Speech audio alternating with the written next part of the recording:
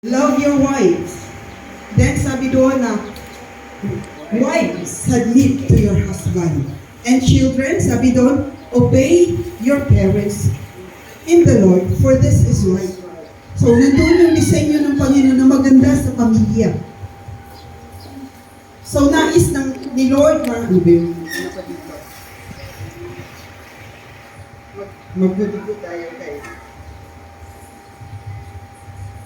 So, doon sa tinapik ng ating kapatid, na nandun yung submission, hindi lang po sa family, kundi even sa ating church. Kung sino mang nasa authority, sabi nga doon, dahil sila ay nasa authority na inilagay ng Panginoon, hindi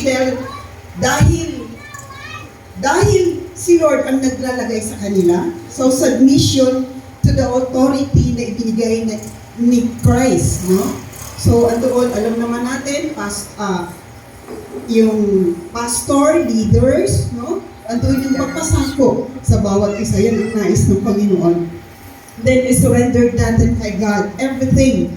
Pag sinabing submission, and even sa ating community, mayroong mga officers dyan, andoon yung pagpasako, no?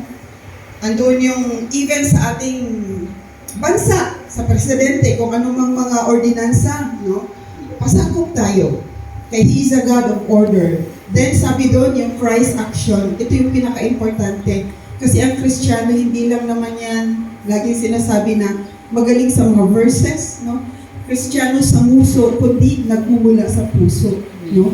Sabi nga doon, actions speak louder than words. Tinitingnan nila ang ating mga action kaysa ating sinasabi. Na sabi ni kapatid na minsan ayaw nilang makikinig, gusto lang nila na makita ang ating pag-uugali. Na dapat tayo mga Kristiyano, we are the living Bible. No? Hindi yan sila nagbabasa ng Bible, pero through our lives, nakikita nila na tayo'y may Kristo sa ating buhay.